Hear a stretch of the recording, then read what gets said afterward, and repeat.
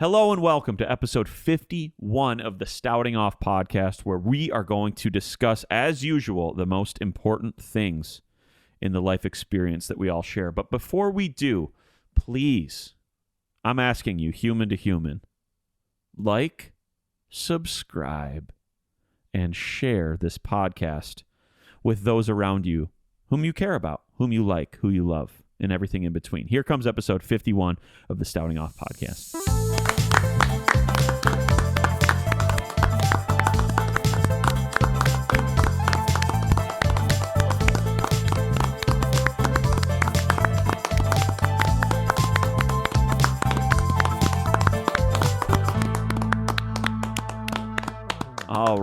All right. Welcome to episode number 51 of the Stouting Off podcast. Nice to be back. We had a bye week last week, sports term for meaning we didn't play last week. We didn't record last week. We had a bye week. A lot of moving parts with our schedules, our lives. We're moving and shaking. And by we, I mean me, Jordan, and Will. Welcome, you guys. Shake it. Moving and shake it. Moving and shaking. Move it and shake it.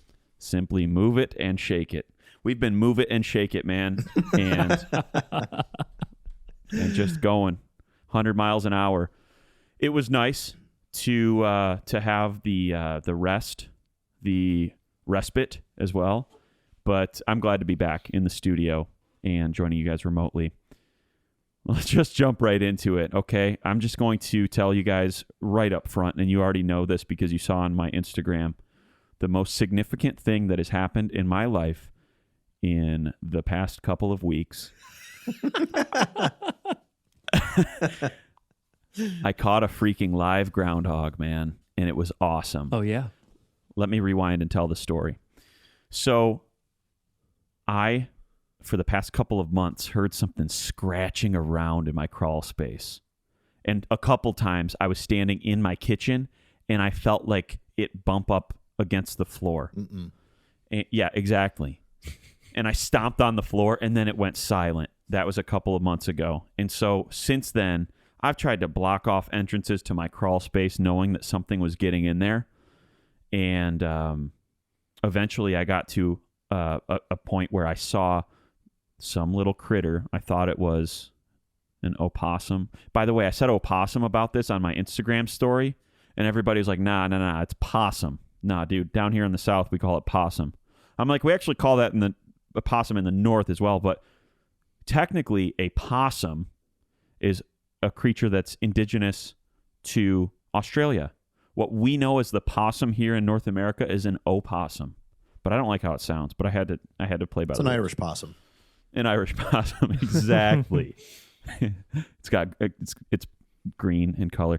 That was stupid, and so just forget I said that. But anyway, I thought it was an opossum because I've seen an opossum going around my backyard before. It trips the motion light in the backyard. And so I find this little entrance point where it's getting into my house in the backyard, and I'm like, oh, heck no. Call a critter control company. They come out and quote me over $2,000 to set traps and seal off the crawl space. I'm like, of course not. That's not going to happen. Looks like I'm learning the skilled trade of catching critters. So I go to Home Depot within the hour, get a trap that I found very highly rated online, set out the trap, and within about 2 hours, I see this thing sniffing around it, and it's a groundhog. And I'm like, boom, we've got our perpetrator. And I knew it was him because when I opened the door and was like, what are you doing? He scrambled back into the original hole. So I was like, boom, I got you. Oh. Like, boom, in the sense that I've identified who you are. And I'm not going to let this fly anymore. Caught him the next day. He wandered into the trap. I took him down to the park, and I let him go. I told my grandma the story about this, and I was like, yeah, Grandma, and he went into the trap, and I got him. And she's like, oh, okay, awesome, that's great. Well, what'd you do with him? I was like, well, I shot him in the head. Of course. She was very troubled. I was like, no, Grandma, I let him go. Could you imagine that, though? Catch him just to frickin' shoot him in the head. When in reality, dude, while this thing was sniffing around the trap, and this was middle of the afternoon, 2 p.m., 2 p.m., I was standing 4 feet away from it, like looking through the window. Yeah. And you would have thought, based on my breathing, that I was like a sniper in a war setting, dude. I was like, it's like that one time, Jordan, when we thought we thought somebody's trying to break into the house we were in, Yep. and you could hear my heart beating through my neck or through my open mouth. It was like, It was right in my ear. it was in your ear. It was like the sound of it was like projecting out of my. Like, that was me, like by the back window. It was wild. Yeah, I was like dude. getting tunnel vision. Like the world was going quiet. It was like an actual high adrenaline scenario. Yeah, but dude. I caught this thing, man. I think and, it's worth mentioning what ended up catching it, or what. Yeah, ended that's up true. Leading it into the trap. Oh, I did all kinds of research. Like, what do these things like to eat? I found cantaloupe. I found apple. I found all these leafy greens, and this stuff wasn't working. But I went down the leafy greens path. Made it a charcuterie board. I did. I had goat cheese, Gouda, sharp cheddar. Explaining it all to the opossum or the as he's in the cage. Thanks for coming in tonight. We've got lined up for you here. While he's just thrashing around in the cage. And we've got the finest grape jam here that we imported from Concord, Connecticut. And The side of microgreens. What you're going to want to do is just stack the leafy greens on top of the apple. Okay, not like that, not that aggressively. Okay. oh, that's great. Oh, man. I wasn't expecting to laugh that hard this soon in the episode, but here we go. Waterworks already. It's great. Anyway, I had, to Jordan's question, I had basil in my fridge, which, as we know, is a fragrant leaf. It is fragrant. It smells good. It tastes good. It's light. It's easy to chew and kind of masticate, digest. And so I just took 2 or 3 leaves out there, wiped it on the side, almost like I was like garnishing like the inside of an old fashioned with orange zest. I was just kind of just getting it all on there, all the fragrance, and I dropped it in the trap. And I'm not kidding. Within 2 minutes, this thing was caught. And I had a camera set up taking the full like footage of it, and I had to mute it because it was so quick after. So I had it recording for several hours, but it was so quick after I went out there that when I came back in the house, I went to the bathroom and I was like peeing with the door open because I live by myself, and you could just hear it. Like it was 2 minutes after I set it out, and you could just hear it in the background of the camera because I'm not thinking that the thing's going to get caught that soon. Yeah. So anyway, when I watched it back, it was just in the background. So I muted it like a gentleman, and then I shared it online. But that was awesome. Have you guys ever had experience in critter control and catching or trapping pests? Yeah. Mice count. Mice count. Everything's on the table here. Luckily, I've never had to try and catch like a mouse or a critter on my own. Most of my experience was when I was younger. One thing I remember is I was probably, 8 or 9 years old, and my mom picked me up from school, and we came back home, and my dad was still at work, but we had a back sliding glass door, and when we got back home, my mom's like, "Oh, somebody left the back door, like it wasn't wide open, but it was cracked open." Yeah. So, like, whatever. So she shuts the door. I go in my room, set all my stuff down, turn on my TV in my room, and just kind of sit down. And then I heard, like, rustling, and I had, like, a trash can that was, like, 1.5 feet, 2 feet tall, just next to my desk in there. And I heard, like, rustling around. And I'm like, there's for sure something in there. It's a mouse or whatever. Oh, no. So I tell my mom, I'm like, "Mom, I think there's a mouse in my trash can or something." And she was like, she gets a little bit sketched out by that stuff. So Sure, understandably. yeah, she didn't know what was in there. She goes up to my trash can. She goes, "Oh." She goes to look, and she like touches the trash can. Out pops a freaking squirrel. Why? A squirrel is like in a my Jack in the Box out of the lid of your trash can. the intensity with which that thing jumped into the air after she like just barely touched the trash can. It popped out. I flew back on my bed because I've never seen anything like this. Wasn't expecting a squirrel. The squirrel ran literally across my wall like it was in the Matrix. And then through the door and into the bathroom. My mom and I don't know what to do. Right. She's yelling, screaming, everything. I'm scared. And we got it into the bathroom, and then my mom just took a broom and it gradually just found its way out. But dude, it was an escapade. Wow. A squirrel was not what I was expecting whatsoever. Yeah, I wasn't. As you were telling the story, the squirrel was not what I was expecting either. Yeah. But I was expecting it to run out of your room and just go straight back to the door, close the door on its way out, and just leave you guys alone. Like he had his fun. Now he's just he'll leave you. It was like an Airbnb. He leaves behind no thank you note and leaves the key. Leaves the key for it. I used to have a house in Canton, Michigan, and it backed up to like a trailhead, like backed up to basically just like a you can't touch it portion of the woods, and there's a trail that goes through it and stuff like that. And I had 2 small dogs at the time, and I had a big raccoon problem. And like raccoons, they are really like territorial, especially like, and they're aggressive with other animals. And so I feared for, my 2 little dogs' lives. And so I handled it, but in funny ways. Well, dude, I remember you showing me a video. They were on your neighbor's deck this particular night, I think. Yeah. And it looked like there were 400 of them. Yeah, you couldn't see the deck. Yeah, she would feed them. Oh, I had like an elderly neighbor, and she wasn't like super of clear mind. She was just old, and so she was kind of losing it a little bit. But she thought these raccoon were her like pets. Her pets. Oh my god! And so she would leave food out every single night, and I would hear like scratching and like like these raccoons would like bark almost. Yeah. And I would hear this and look over, and it looks like a little like wave pool on her deck. Of raccoons. Will, and then I'd have to let my dogs out. Will, you saying that's how you know it's time for her to go to a home? Picturing that being on an intake form for like a convalescent home or something. Do you feed raccoons and think it's the first question? The first question. You feed raccoons and think they're your pets? Yes or no? Yes. They don't even bother with the rest of the document. It says right at the top, if you answer yes here, continue down to page 47. Where you sign. That's where you sign. That's it. Everything else is negated. Doesn't matter. Sign away your rights. Yep. That's it. Yeah, if you've got a raccoon rave happening on your deck, it's time. I'm sorry. Sorry to do it to you, but it's time. Sorry. It is. We don't make the rules. We don't. It just simply is time. Yeah. We're abiding by the Constitution.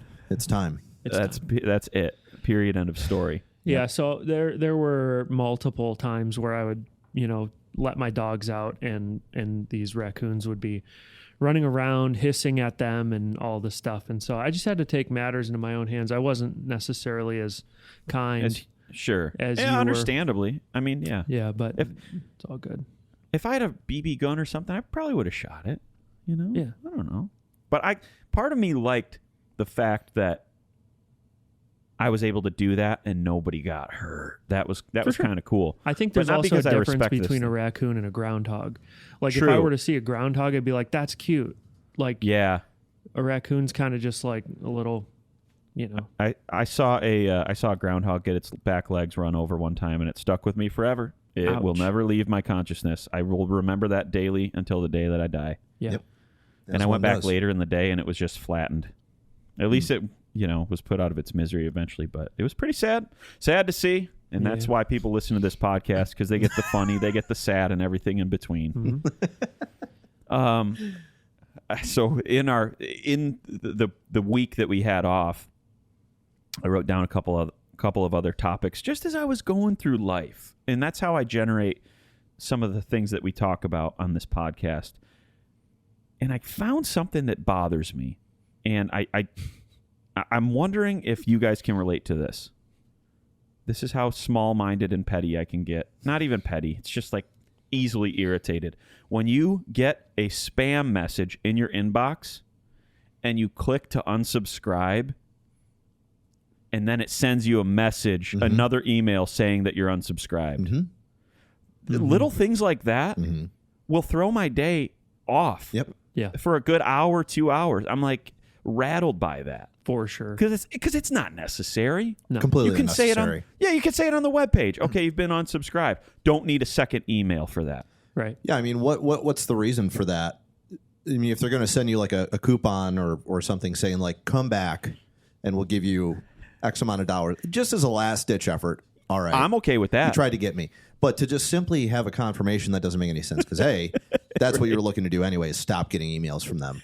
But also, like, is it a fail-safe to prevent, like, people hacking your email account and unsubscribing you from things? To say, like, hey, we don't know if this was you.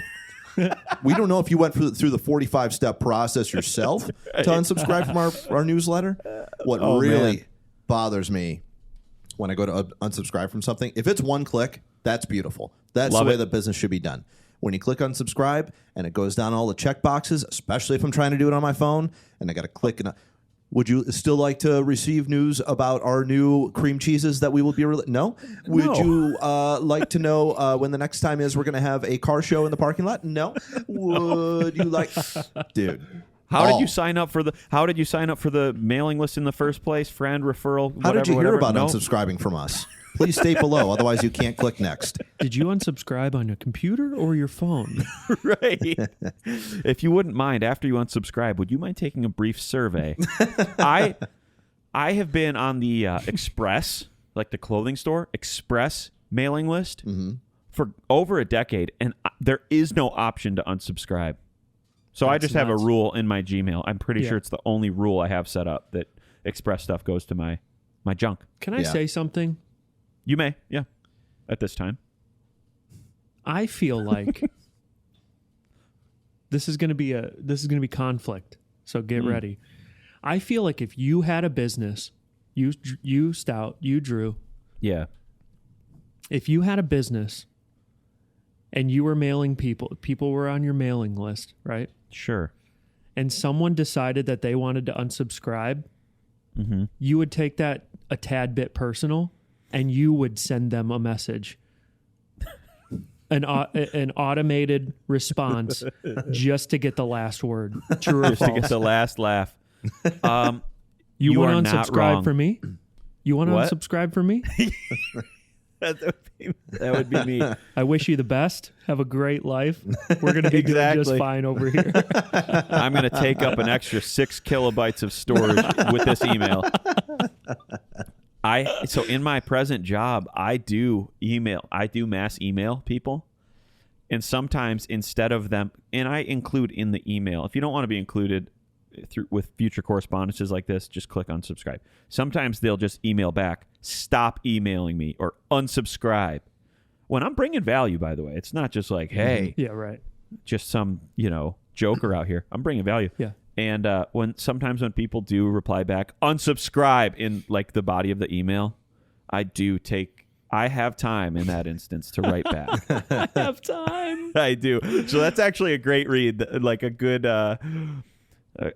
call there from you, Jordan. You do know me well. I thought you were going to say that you take the unsubscribe hyperlink and that's all that's in the response. Yes. Well, I'd love to do that. My hands are font tied. up. I can't do that unless you click this link. Just with a couple of like the arrows. Dook, dook, dook, dook. That's awesome. Yeah. Yeah, it's great. Do you guys have anybody, change of topic here. Sure. Do you have anybody in your life that's just solely an acquaintance? Like you're not friends with them, you know them, but that you only talk about one thing, one topic every time you see them? And I'll give you my example first. I'd love to hear it. I go to the gym every morning, Lifetime in Novi, every single morning. There's an awesome dude behind the counter named Ollie, and he checks me in every single day. Yeah. The only thing that we have ever talked about is what the current weather is. Oh no. And it's a 10-second passing thing. Like, hey Ollie, how's it going? Good morning, bro. How are you? Good, man. It's crazy out there, isn't it? Yeah. Snowing again, huh? Yep. It's finally warm out. I didn't have to wear a coat today. But I'm walking as I'm talking, and then it's over. Yeah. You have anybody like this? Oh, dude, there used to be this guy named Greg at my old church. And one time, the first time I ever met him, he said that he lived in Milford, a city outside of Detroit. And I said, oh, there's a great barbecue place there in Milford. I tried one time. And he's like, yeah, I know exactly what it is. And I'm forgetting the name right now, but say it's Boneyard. Oh, yeah, Boneyard Barbecue. Amazing. It's so good. And then, of course, this is our first engagement, so I'm still sizing up what type of relationship this is going to be. And so whether that's like a surface level or, just learning about this person. Is this guy friend material? Spoiler alert, he's not. He's acquaintance because I find out he likes barbecue, and I'm not kidding you. I used to see this guy at church every Sunday for 3 years, and it would always be, so you try any new barbecue places this week? I'm like, dude, do you think I have barbecue every second, third meal of my whole diet? Right. You think I just live off barbecue? like you're hosting a show, right? And it's like, Drew's Wild Barbecue Adventures. Exactly. It's just I'd like to have barbecue like once a quarter. Yeah. Like that's it. So what's your new pit, man? Where's your new pit? You found a new pit? Yeah, they actually got a pit boss. This new place, freaking. All you guys do is talk about pit bosses. Well, Boneyard just got a new pit boss. He's from Texas, and he does the freaking Louisiana style. I'm like, dude, listen, man. He knows all the pit bosses. He knows all the. That's great. That's awesome. Like it's free agency. Like yes. this pit boss went here. Dude, there's coverage of the draft. There's a barbecue pit boss draft every year. Yeah, did you hear who Boneyard's taking in the first round? Boneyard just got a first overall guy right out of New Orleans. He's got a really innovative style. Yeah, Boneyard traded one of their servers for a 6 overall draft pick in 24. A pit boss draft. That is so stupid. Had to trade a server. Oh man. Oh yeah, this guy we would just talk about, and then it became a thing where, man, because I like small talk for a little bit, but you got to keep me a little bit interested too, because I really do like just talking about nonsense, but I can't talk about the same nonsense all the time. So if I would have seen this guy and he would have been like, Drew, like next Sunday, he would, Drew, you ever been skydiving? I'd be like, oh, that's okay, new topic. Okay, I can roll with that. Right. Drew, can you ride a unicycle? No, but my brother and my dad and all his brothers can. I'm the only Stoutenberg who can't. True story, by the way. So we would keep it fresh like that, but dude, this guy just wanted to talk about barbecue all the time. That's the difference too, is like this guy, he's probably my age at the gym. Ollie, he's probably my age. If we were to be together, let's say like we met at Life Cafe and like he was in there while I was in there and we were both waiting for a coffee. Yeah. The conversation would be completely different. I know that. It's just the counter. fact that we've got 10 seconds. And what it's 5 o'clock in the morning. Yep. He doesn't want to talk to me and I don't want to talk to him, frankly. Right. It's just two people being friendly. Exactly. And he's a good dude. He's cool. Knows a lot about the weather. Yeah, you can't risk trying to introduce a new subject with that sliver of time. What am I going to do? What'd you do this weekend? It's going to throw you off. Yeah. What'd you do this weekend while I'm still walking to the locker room? Cool. Yeah. Well, I took the kids to the park.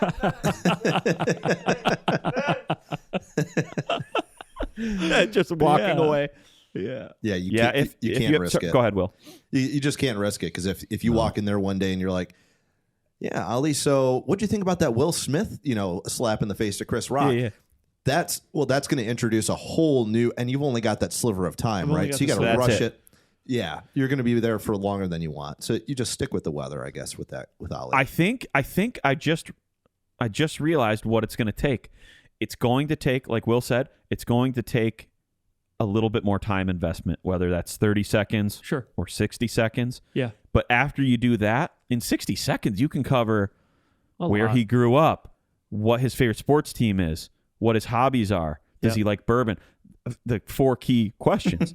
And then from there, every time you see him from now on, even though you only have 10 seconds, hey, I tried this cool bourbon over the weekend. It was great. Okay, see you. Enjoy the workout. Mm-hmm. But you've already got that. So it's going to require time investment if you ever do want to go deeper or diversify the topics. Well, I've always walked in, said the same thing. And I've never thought about it until You and I discussed last week we're going to be shooting today. As I was walking to the locker room like 3 days ago, dude, I started laughing to myself. And I'm like, I have only talked to him about one thing, and that's it. That's It's it. only weather. That's it. Man, I get burnt out on weather. My neighbor Rick, he's more specific than weather. He's specifically rain. He's a rain specialist. So he only focuses in precipitation. He doesn't talk about overcast, sunshine, whatever. We're going to get rain Tuesday, and there's a threat of rain on Wednesday. Other than that, doesn't matter. Humidity, high, low, whatever. It's just rain. Rain specialist. It's a rain man. Maybe his roof leaks. It so probably he does. knows. That's why he's been up there like fixing. That's why he's been so fixated on rain lately, is because the city cited him with, hey, you got to fix these 5 major things about your house. Because he lives in Abraham Lincoln's birthplace log cabin. He does, dude. Dude, the city inspector came by and he was like in the driveway, and Rick was away at work, so I popped out and I was like, everything okay? Did I talk about this on a podcast before? No, not yet. Oh, so I popped out. I was like, everything okay? He's like, yeah, just looking at he's like, is it abandoned? I'm like, believe it or not, somebody lives here, even though it looks like a tree fort. It looks like Abraham Lincoln's childhood log cabin, dude. Yeah. That was grown over, and he's got a wood burning stove in there. Doesn't have heat or AC otherwise. Unbelievable. He lives different. Yeah. He's built different. Yeah. Waste management? Yep. He's a WM. He's a salaried employee at Waste Management. He what does he do? He operates the I don't know, some pallet jack, and they have to sort trash, dude. He's not a trash man like on the truck. He has to sort trash. That's horrible. Dream, just a dream. Dream job. He's a great guy. He's a great guy. Yeah. Likes cookies. I did want to interject on the spam thing, because this is something I wanted to talk about. Everybody gets spam email. Many people now get spam calls. I've been getting spam texts. Texas. And I don't know how they're expecting anybody to click on these links that they send within the text. But it's quite unbelievable. I'm going to read a few for you. Yeah. I'd love to hear one. All right. So I get these. Anytime I get these, they're from a random number. Obviously, I don't have saved in my phone. Always from an outside area code. Never local. All right. So here's the first one I got. I finally found it. LOL. ... I was up all night looking for something that would improve our sluggishness and shortage of focus during the day, and came across this. It was featured in Forbes and a few other major outlets. Everyone's been talking about it. Just got one, and I think you can even get a complimentary bottle, but there aren't many left. Read this. And then the link is nowyourbrainbeef.com/KQWUI0. Now right. your brain beef? Nowyourbrainbeef.com. All right. Did you click on it? Yeah, of course. And then another one. Reminder, you have one fully paid item awaiting.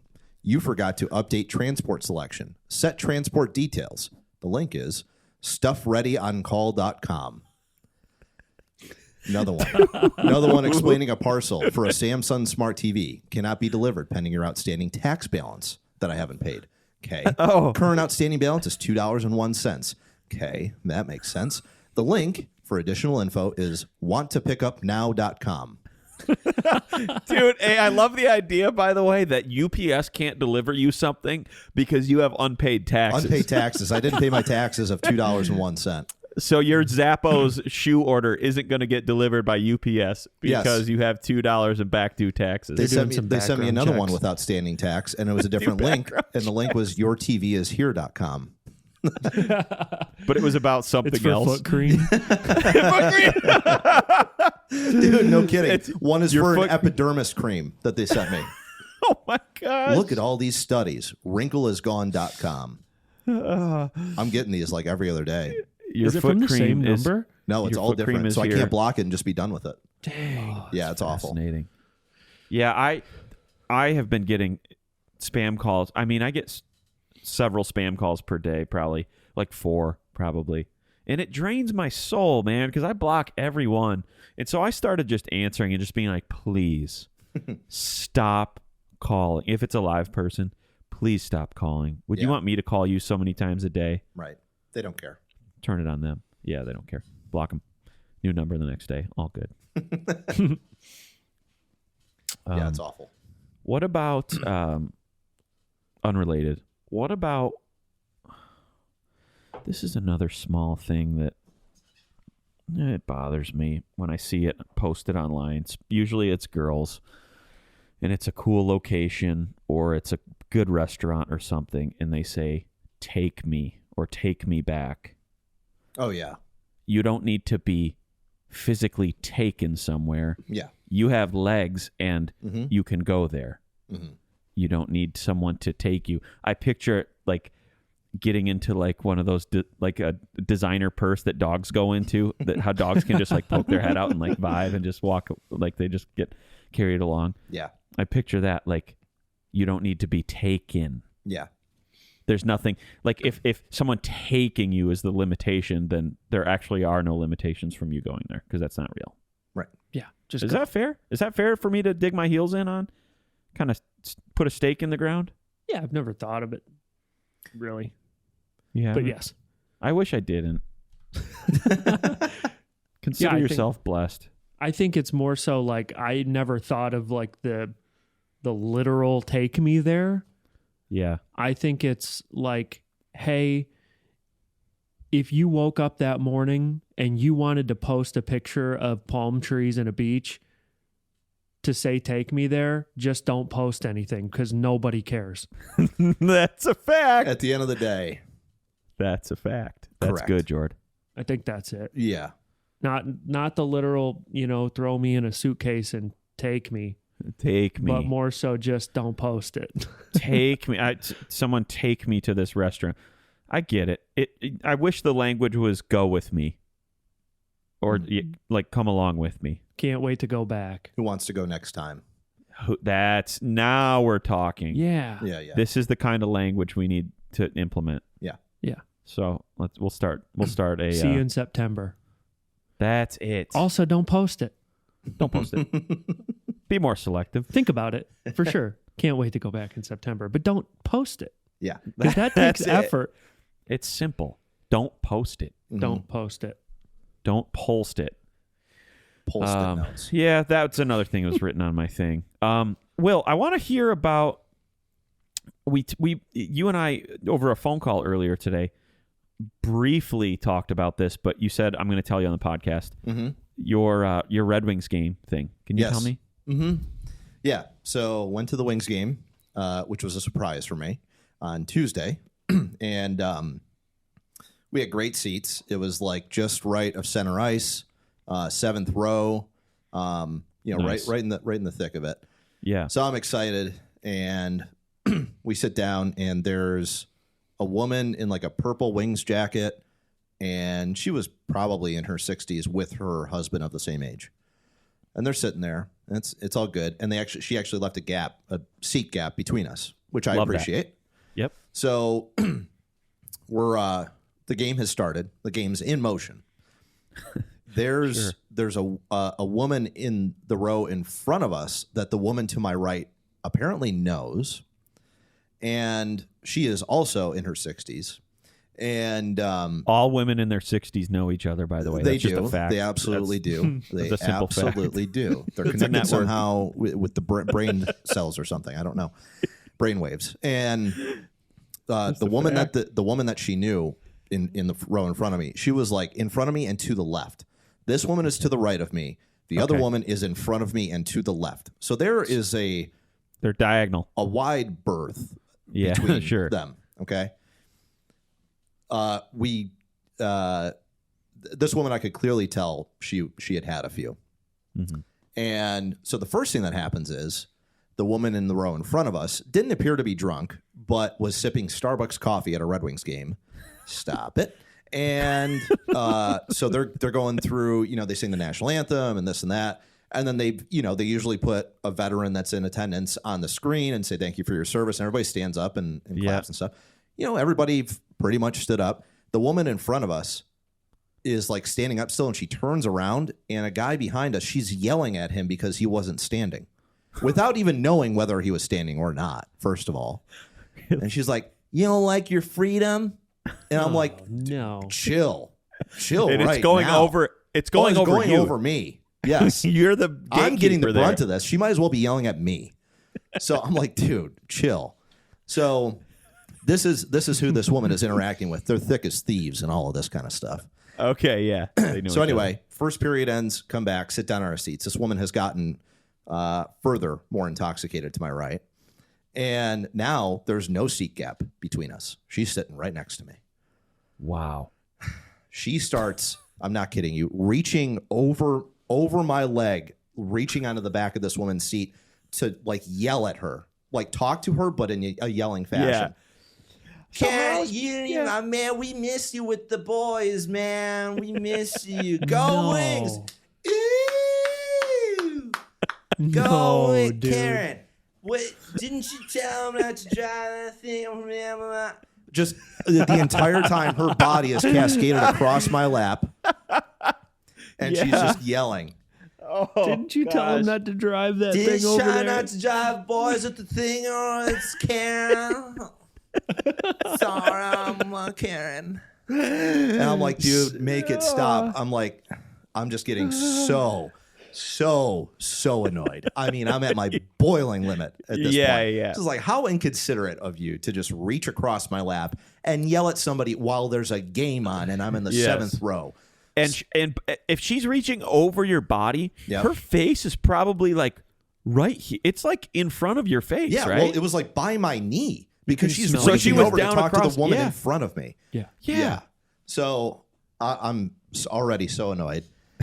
so annoyed. So Yeah, finally, Meryl. Karen, it's the boys. It's a power thing. So Somebody once told me. hey, Karen, somebody once told me, whoa, gonna hold me. Don't drive the boys down the shop.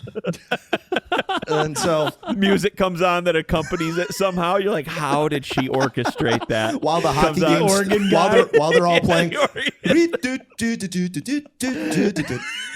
it's like a whimsical version of Smash Mouth. Yes. Hey, Karen. And then it goes into dan dan dan dan dan dan dan dan dan. Don't drive them boys. Hey, Karen. So I'm so annoyed with this woman, and so she like kind of sits back, and then she's intermittently she's clapping and screaming and yelling at the wings to do their job and to come on boys. It's just like Yeah. I can't take it anymore. And then the wings score.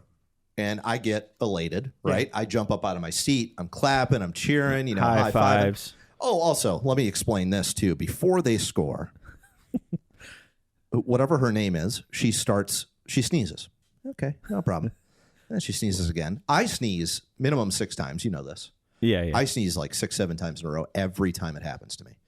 She sneezes, and again, and again, and again, and again, and again, and again. I'm not kidding you. I counted 14 times full-on sneezes into her mouth. By the 8th, she wasn't even covering her mouth and just sneezing into her general lap area. Oh, no. And again, I'm sitting right next to her, too. So I'm like, this Ooh, woman. yeah. So then she sneezed 14 times. After the sneezes, the wings score. Right after the sneezes end, wings score. She gets up, high fives everybody in the general vicinity, too. Yeah. Not you. Not Sneezes me. No, on I your wasn't hand. touching anything. Right? Yeah. No. Yeah. She sneezes on everybody's hand in the general vicinity. So I'm like, what is with this woman? And I can just tell her husband's probably like annoyed, or maybe he's just used to it. I don't know. And anyway, so the wing score, everybody's clapping. She high fives everybody and gives them some sort of virus probably. And then I sit back down. She's still standing, still clapping, even though it's well past the point of you need to clap still point. Yeah. So I sit back down. She looks over at me and she's like, come on, stand up. And I'm like, I was standing up. She grabs my wrist like kind of hard and tries to yank me up, like, get your ass up. And I'm like, What is happening right now? Why are you being aggressive towards me? Why is this woman and her friend so concerned with everybody's standing? Everybody's standing. Status? They're the stand committee. This makes two of them now. The grand bandstand committee. Right. Surrounding me. Yeah. Just two peas in a pod, those two. But oh my. I like yanked my arm back. I'm like, dude, I was polite. I was fine. Yeah. I understood that she was drunk and I wasn't going to make a scene. Yeah. But I yanked my arm away again. And I'm like, what? Yeah. Luckily, they left after the second period, probably because she had 6/5 of vodka or 3 bottles of wine or something. So I'm going to ask you a question. Was it the worst hockey game that you've been to this year? in what terms? They lost 4-1, so that sucked. Was it the most annoyed you've ever been at a hockey game this year? So backstory is Jordan and Will have been to several games together this year. Yeah. Mixed company with, different friends and such. We've all had our experiences. Mm-hmm. Was it the worst? That what I experienced, what I just explained, was a flash in the bucket. Flash in the pan, I mean.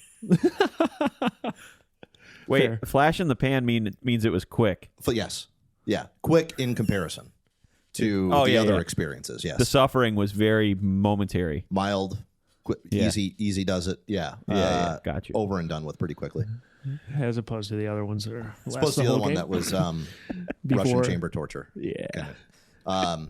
That makes sense. Yeah. Whatever information he wanted to extract from me, he could have at that point. If I had top secret, you guys could have gotten anything out of me at that point. Yeah, for sure. Hey, while you're doing that, will you talk about this? Will you talk about Discovery, Will? Yeah. So I brought... While Jordan's pouring something else. While Jordan's pouring something Discovery? else, you'll see that Jordan's pouring that. I'm going to talk about something else. Yeah. It was an easy segue. Awareness. I brought a couple of Bardstown bottles on in the past and stuff like that. So this is one of the newest releases. It's called Discovery Series, and it's made by Bardstown Bourbon Company. And it's kind of like part of their premium whiskey portfolio. So Fusion Series is like the flagship. It's a blue bottle. It's about $60. This jumps the price up to $140. But the reason for that is because they're blending expertly all these great whiskeys together. Like the Discovery that you have over there has 17-year-old bourbon in it. So does this. So that's tough to find in the market, to find something that has 17-year-old stuff in it. It just commands higher price. Sure. So Discovery Series 8, again, it's going to be different than the last Discovery, and the next Discovery after it's going to be different too. This specific blend is 3 different bourbons that were sourced, and then they also included a rye from Indiana, and then a 12-year Ontario corn whiskey, 100% corn whiskey. So really interesting, but it's the first time you'll ever see the blended whiskey on the front of this bottle as opposed to blended bourbon, and that's the reason for that. So Discovery Series 8 will also be a blended whiskey because they're incorporating the corn whiskey into it again. That's cool. But it's really good. So good. Yeah, a lot of good accolades. The so stuff, far. the Discovery stuff that I have, this bottle right here, is one of the, I don't know, out of probably 60 or so bottles that I have of ranging value. This is one of the top 5 tasting bottles that I have. Mm-hmm. So, folks out there, if you are looking for maybe a gift bottle for someone, a bourbon fan, a bourbon enthusiast in your life, any one of these Bardstown Discovery Series bottles with this burgundy label on it, it's a good idea. Yeah. True. Holidays are right around the corner, Christmas season. Easter, you got Easter coming up. You So if you're looking Easter for that shop, that last minute gift Easter season. gift. Christmas for in an Easter July. basket for your kids. Yeah. Actually, Easter was yesterday at the time that this episode comes out, by the way. So next Easter, though, I tell you guys. Next Easter. Next Easter. Pick one up. Make one up. Not Christmas. No. Yeah. It's Next Easter. Yeah. specifically Easter. Right. Will, there was something about Oh, the way I got home. Yeah. the way you got home. Mm-hmm. And I've been waiting in suspense for hours to hear this. So the way he got home from the Wings game, we're picking back up. Yeah. So Wings game was great. A lot of fun. They lost. That sucks. Drunk women sucked. That sucks. Mm-hmm. But we get out of there, and the friend that had driven us down was going to Second Best with some people, which is a local bar to Little Caesars Arena. It's maybe a block up the road, and we're like, yeah, we'll go, sure. So we head up there, have a couple drinks, and we're leaving. And where our friend was that had parked, she parked like 2, maybe 3 blocks up Woodward, and it was kind of chilly out. I mean, it wasn't freezing or whatever. So one of the people that was there was like, hey, I'll give you guys a ride just right up the street, get you back to your car. Cool. We hop in this guy's car. I don't know. This is the first time I've ever met him at all. I don't know. Was he just a guy at the bar? Or did somebody know him? He was a friend of the person that had driven us there. Pretty much. Yeah. Got it. So we get into his Lincoln SUV, and the music is unbelievably loud. I feel like I'm like 18 years old riding in the backseat of someone's car in high school. It's so loud. At the mercy of whatever they're listening to, man. I don't even remember what it was, dude. Yeah, it was just, I was like plugging my ears. It was so loud. And 89X. 9-inch nails. So we're he starts like driving excessively fast and like weaving in and out. Why do you find yourself in these situations? I don't know, man. People like to be stunt drivers around me, and I don't get it. Why me? Why am I subjected to it? So he's driving like a moron, and he's not driving well. He's trying to show off, I think. And anyway, we're coming around. We're making a left turn onto Woodward, I think it was. This guy runs. I just love whatever's going to happen next. I just love it already. I haven't heard it yet. We're hooking a left, and I'm like not even kind of paying attention. I'm just looking down at my phone or something. You would have thought that we ran over. What's the best way to describe this? You would have thought we had run over 6 parking blocks in the middle of the road. No way. It was a violent thump, and then the right side of the car kind of tilted up, and then we came back down, and he was going so fast, and it happened really fast, but it was like violent the way that it happened. Yeah, almost like a curb. Yeah. So I think what happened was he hit the curb. He went up on like the median as he was coming left, went up onto the curb, came back down. Now, in this guy's nice little fancy Lincoln SUV, the wheels are extremely large while the tires are extremely thin. Yeah. You can't do anything to those tires at all. You run over the wrong pothole, you're done. Yeah. This guy ran over a full median in it, and immediately a tire light comes on. And it's like, of course, like I can hear it over the stupid music. And you're a few blocks away from your car. We had barely gone anywhere, dude. Yeah. We hopped in the car. We had barely gone anywhere in that time frame, mind you. The music was loud. We were driving fast, but we had maybe gone 38 feet, I felt like, before we hit this curb. We hit this curb violently and have to pull over. We have to pull over on Woodward and all hop out and walk the rest of the way. You guys can ride with me. Come on.